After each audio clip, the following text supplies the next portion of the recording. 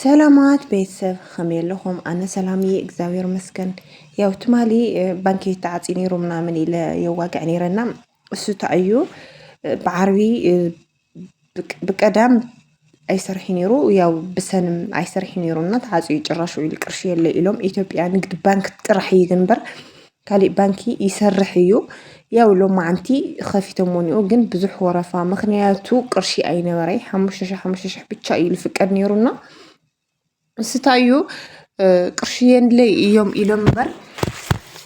ኣብ ካሊእ ባንኪ ኖርማል እዩ ዝሰርሕ ግን ተኽኢልክን በተለይ ኣብ ስዑድ ዘለኽን ኣጓላት በርግፅ ናብ ካሊእ ባንኪ ኣቢሲንያ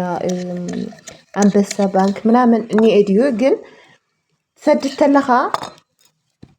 ኩሉ ኣይ ማለት ኩሉ ብሓደ ግዜስ ኣየኣቲ ናቆራረፁ ገለ እዮም ልልካ ከንበይ ይሓሽ ግን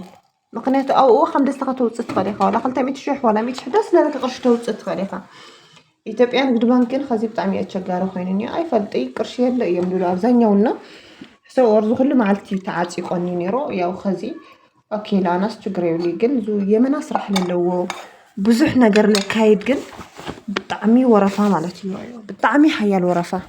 ያው ዝሮዝሮ ዝተወሰነ ቅርሺ ከፊቶሞ እኒኦ ግን 5,000 ብቻ እዩ ዝፍቀድ ቢያንስ ገዛ ዝሰርሕ ካሊእ ነገር ዝገብር ከሲ እንታይ እዩ ክገብር ዝተሕሰቦ ዝሮዝሮ ግን እግዚአብሔር ይመስገን ሎማዓንቲ ዝተወሰነ ከፊቶሞ እኒኦ 5,000 ተፈቒዱ እኒአና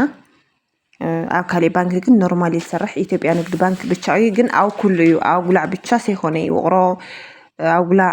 ትማሊ ጭራሽ ኣይሰርሐ ነይሩ ኣብ ኩሉ ባዕለይ 3 ግዜ ከይደ ተመላልሰ ውቕሮ ለለ ሰብ ደው ኢለ ጭራሽ ኣይሰርሕ ኢሉ እዚ ወረፋ እዚ ግን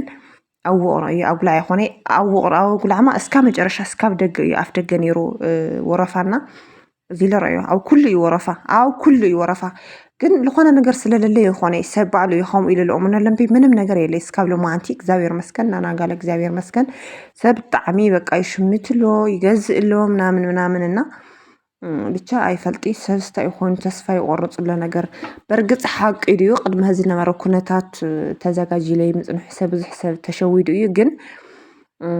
ክነግረክን ኣይኽእልን ወረፋ ለሎ ወረፋ ማለት እዩ እንዲያውም እዚ ንእሽተይ ሰብ ከይረአየኒ ንእሽተይ ቀሪፀ የልም ረኣይ ይኣክልና ሓሽ ይኾንኪ ያው ትማሊ ስለምንታይ ኢኻ ርእሲ ተደናግፅ ሰብ ገለ ኢልክን ምክንያቱ ሰብ ብጣዕሚ ተጨናኒቑ ነይሩ ትማሊ ኢትዮጵያ ንግዲ ባንክ በተለይ ብዙሕ ሰብ ቅርሺ ለውፅእ መዓልታዊ እያ እኒኦ ብዙሓት ሰራሕተኛ ለለዎ መዓልታዊ ለካይዱ ብዙሕ ስራሕ ለካይዱ እያ እኒኦ ስራሕ ለይብሉ ይኾንክን ተሓስባ ለለክንሲ ቢያንስ መዓልታዊ ስራሕ ለስራሕ ሰብ ስለለሎ እሱ እዮም ዓፂሞ ኢሎም ብጣዕሚ ሰብ ተቸጊሩ ምክንያቱ ኣብ ሰራፋ ተውፅእ በዕሉስ ካብ 5,000 ብላዕሊ ኣይፍቀድ ሰራፋ እኳ ልበዓላ ኢትዮጵያ ንግዲ ባንክና ብጣዕሚ መቸገሪ ኢትዮጵያ ንግዲ ባንክ እናኮይኑ እኒኦ በተለይ ኣብ ውጭ ለለኽን ቤተሰብክን ንካሊእ ኣካውንት ክፈቱ ኢልክን ናብ ካሊእ ቡክ ክፈትኦ በርግፅ ቆራሪፆም እንዲኦም ለእትይዎ ናካሊእ ባንኪ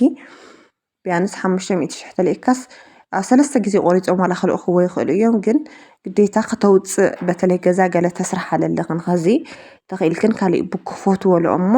ይኽፈቱልክን